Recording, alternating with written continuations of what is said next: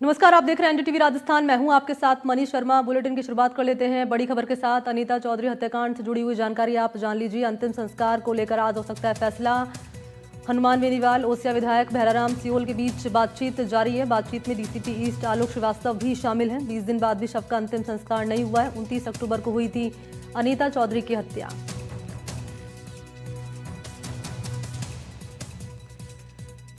तो अपडेट इस मामले में आप तक पहुंचा रहे हैं। अनीता चौधरी हत्याकांड मामले से जुड़ी हुई सभी मांगों पर लगभग सहमति बन चुकी है। बातचीत चल रही है। नागौर सांसद हनुमान बेनीवाल और सरकार के प्रतिनिधि के रूप में ओसिया विधायक भैराराम सियोल जोधपुर के सर्किट हाउस में मौजूद हैं, बातचीत कर रहे हैं। और बातचीत के बाद अंतिम फैसला होगा अंतिम संस्कार पर। आरएलपी सुप्रीमो हनुमान बेनीवाल ने कहा है कि अनीता चौधरी की निर्मम हत्या हुई है। इस मर्डर की गुत्थी उलझी हुई है। इस हत्या में कई लोगों का हाथ है। इसमें बीजेपी के कई नेता शामिल हैं, इसलिए इस मामले की सीबीआई जांच हो।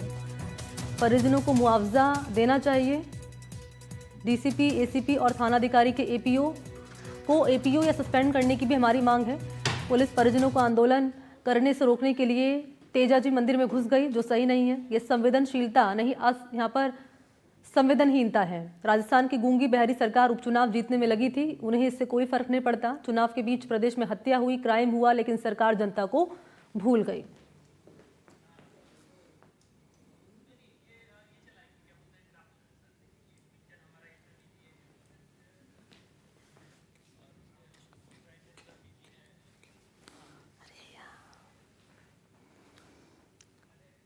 तो बड़ी अपडेट आपके सामने रख रहे हैं। बड़ी अपडेट यह है कि बातचीत लगातार जारी है और अब जानकारी ये भी सामने आ रही है कि जो गतिरोध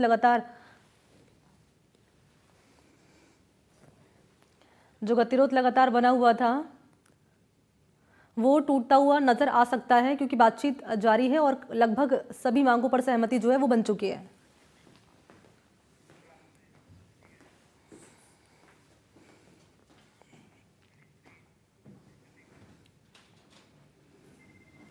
और चलिए आपके सामने मैं ग्राफिक्स रखने जा रही हूँ। उन ग्राफिक्स के जरिए जरा आप जान लीजिए कि पूरा मामला दरअसल है क्या। ये देखिए, अनीता का अंतिम संस्कार 7 साल में प्रदेश में दूसरा मामला सामने आया है।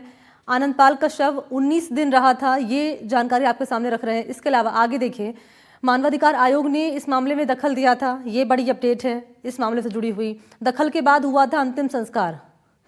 इसके अलावा आगे जानिए ये कि 20 दिन से मॉर्चरी में शव रखा हुआ है। 20 दिन हो चले हैं, लेकिन अब तक अंतिम संस्कार नहीं हुआ है। राजस्थान पुलिस नियम में प्रावधान की बात भी सामने आई है।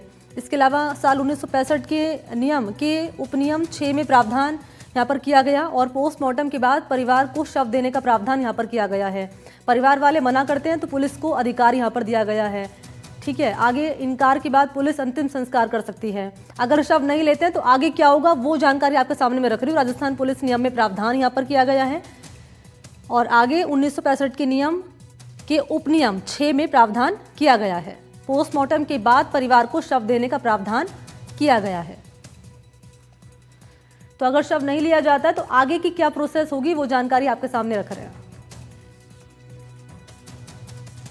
राजस्थान पुलिस नियम में प्रावधान है, मृत व्यक्ति के सीमित मानव अधिकार हैं, शरीर का इस्तेमाल दाह संस्कार के लिए,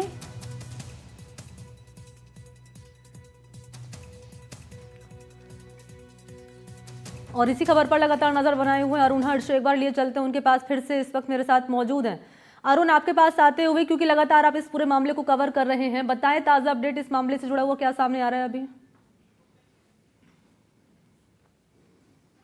देखिए मणि, अगर बात की जाए जिस तरह से रात को 3 बजे जोधपुर जिला पुलिस कमिश्नर है वो यहाँ पहुंचे थे और ओसिया विधायक भैराराम सियोल यहाँ पहुंचे थे। 3 बजे जो यहाँ रात भर धरने पे जो लोग बैठे थे उनको आश्वासन दिया था कि सुबह जो है सरकार के साथ दोबारा जो बातचीत होने के साथ साथ तमाम जो आप लोगों की मांगे है वो मान ली गई है। 10 बजे घोषणा की जाएगी। हालांकि 10 बजे का जो समय दिया गया था वो समय गुजर चुका है। अब समय जो आ रहा है 2 बजे का जो समय है वो मुकर्रर किया गया है, जब यहाँ आकर जो है नागौर सांसद हनुमान बेनीवाल और ओसिया विधायक भैराराम सियोल इस मामले में घोषणा करेंगे।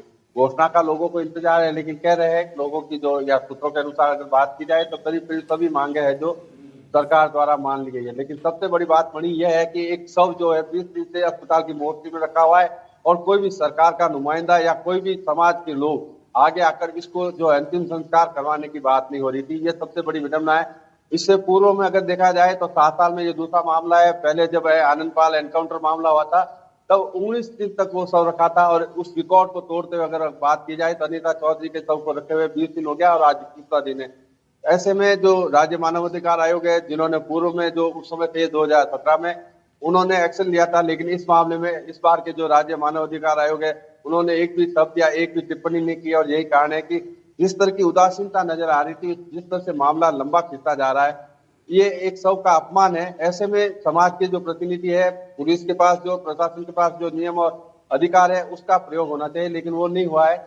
और अब उम्मीद की जा रही है कि आज जब नागौर सांसद हनुमान बेनीवाल धरने की जो घोषणा करेंगे कि मांगे सारी मान ली गई है, उसके बाद संभवतः अनीता का दोबारा पोस्टमार्टम होगा और उसके बाद उसका अंतिम संस्कार किया जाएगा। मणि, अच्छा अरुण, ये बताइए, क्योंकि आपने जानकारी दी थी कि परिवार वालों की सिर्फ मुख्य एक ही मांग है कि सीबीआई जांच इस मामले में हो, और क्या वही मांग मान ली गई है या फिर जो जानकारी सामने आ रही थी कि मुआवजे की मांग कर रहे हैं, सरकारी नौकरी की मांग कर रहे हैं और साथ ही सीबीआई जांच की मांग कर रहे हैं, ये तीनों मांगे मान ली जाएंगी?